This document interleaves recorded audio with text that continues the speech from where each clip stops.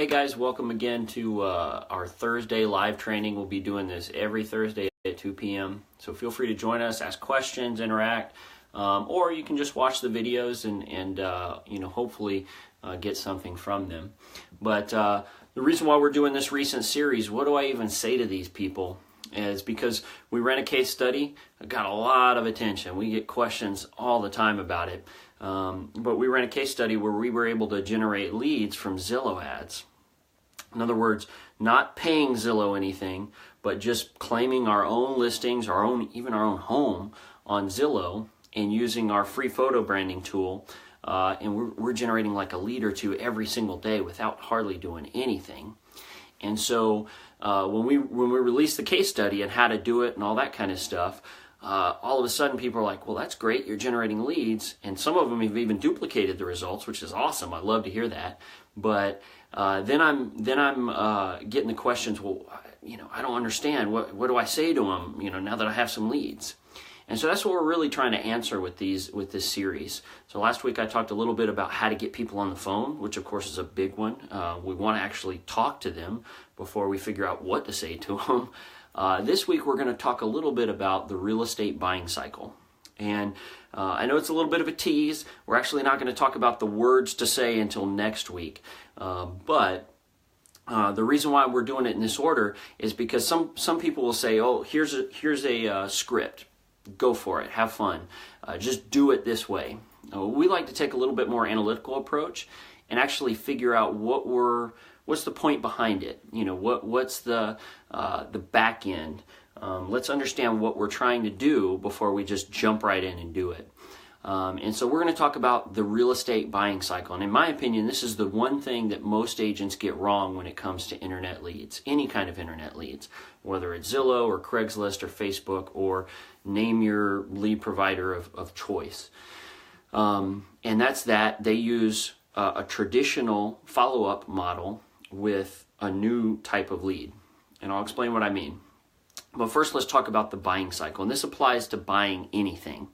Buying a candy bar at the corner store, or, buying, a home, which of course is a much bigger commitment. Now, of course, when you buy a candy bar, you may go through all three phases of the buying cycle in, a split second. Whereas when you go to buy a home, it may take 3 to 6 months to go through the different, phases of the buying cycle. So phase number 1 is going to be what we call the information gathering phase. This is typically where customers are online, they're searching for properties, they're seeing what's out there. They haven't honed in on a specific house or maybe even a specific type of house yet, but they're just kind of looking. They're gathering as much information as possible. They also want to see market conditions and agent stuff and what it means to, get financed and all that kind of stuff. They're gathering all that information so that when they move into phase 2, which is the actual home search phase, they're prepared and ready to go.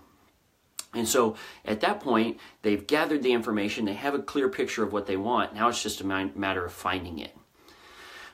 This is historically where agents have always stepped in. You think of open houses and home magazines and, sphere of influence marketing. All of those are traditionally targeted towards phase 2 customers.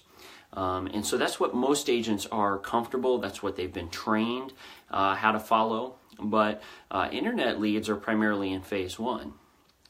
Now, phase 3 is after we've found the house. Now we need to buy it. And of course, we'd all know that as the escrow process in real estate. Contract negotiations, closings, etc. So we're not at all going to really talk about phase 2 or phase 3. I'm going to assume that if you're watching this video, if you're a real estate agent, you have those two parts of the buying cycle under control. That you know how to show houses, you know how to take a listing, you know how to complete the escrow process. What we're going to do is we're going to take a step backwards and move back into phase 1, which is where most internet leads are at. And so internet leads, again, they are just gathering information, and their attitude is a little bit different because they don't want to get sold anything at this point in the buying cycle. In fact, their attitude when it comes to real estate agents is they don't think they need one. they don't really want to talk to one at this point. Now, that doesn't mean that we don't have anything to offer them as agents, but we do have to keep that in mind, that attitude. Now, before we go into the details of how we're going to ultimately approach them, I want to take a step back and sort of illustrate these phases of the buying cycle for you. Imagine, another purchase that you might make. Let's say you walk into a department store to buy a suit or a dress. Now, you have it in your mind, I'm going to buy a suit today, okay? And so you walk in, what happens? A salesperson comes up to you and they say, sir or ma'am, can I help you with anything today? And of course, your immediate knee-jerk reaction, almost without even thinking anything, in fact, some of you are probably mouthing it along with me, is, no thanks, I'm just looking.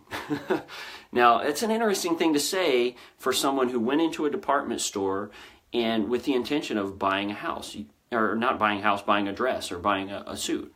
Now, the reality is you aren't just looking. You're going to probably buy a suit, assuming you can find one that you like.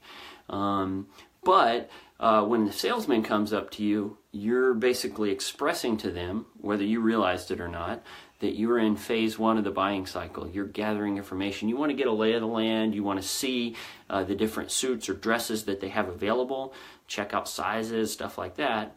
And what you're really telling the salesman is, hey, give me some space, allow me to gather some information, and then when I'm ready, I'm going to approach you, because you're going to need their help, maybe tailoring it or even finding your size, looking in the back maybe for extra inventory. You're probably going to need their help at some point.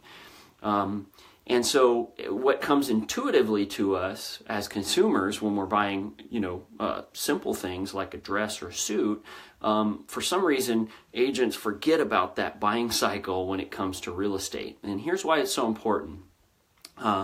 Agents will oftentimes take their training, which tells them how to approach a phase two customer.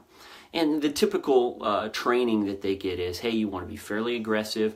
You want to call within 5 minutes. You want to say, hey, what's your timeline? When are you moving in? How can I help you? What properties are you looking at? Let's go ahead and set an appointment and let's sit down. And you're fairly aggressive with them. And if you take that approach with a phase one customer, someone who doesn't think they need an agent and doesn't really want to talk to an agent, you can imagine it's probably not going to go very well for you. They don't want to get sold at this point in the process. They're just gathering information. And so, they're basically going to resist. And a lot of times it'll end up manifesting as, oh, I'm just looking around, I'm just looking for my brother-in-law or whatever. But, that's kind of the standard response that agents get. And of course, the agent's response is, oh, well, that's, it must be a bad lead. They're just a bunch of looky-loos, internet leads, blah, And so understanding this phase of the buying cycle is really going to inform how we ultimately approach the customer. Now, I'll get into the details about what to say, kind of an outline for your first call, and then we'll talk a little bit about follow-up in next week's video. And I know some of you are going, oh man, I want to hear this because I have some leads that I want to start to talk to right away. And if that's you and you can't wait till next week, go ahead and comment below. I can send you some additional training resources that we've put together that will kind of give you some of that outline stuff, even prior to next week. But I'll leave you with this. When you're approaching the customer, you want to understand that they're gathering information and that their attitude for you as an agent is they don't think they need you. And so you want to approach them in a very customer service oriented, not someone who's trying to sell them or trying to set an appointment right up front, but someone that can be a source for information. Again, we'll get into more of it next week. So I appreciate you guys watching, sharing the video if you can. I think this is a great resource, even if they're not doing the Zillow hack or they're generating leads from Craigslist or Facebook.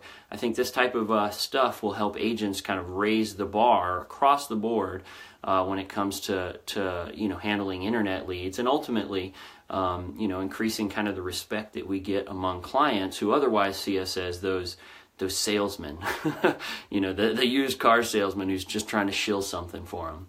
So again, post a comment below if you just can't wait till next week. Otherwise, I'll see you guys next Thursday at 2 p.m. For the conclusion of our little series here. What do I even say to these people? Thanks a lot, guys.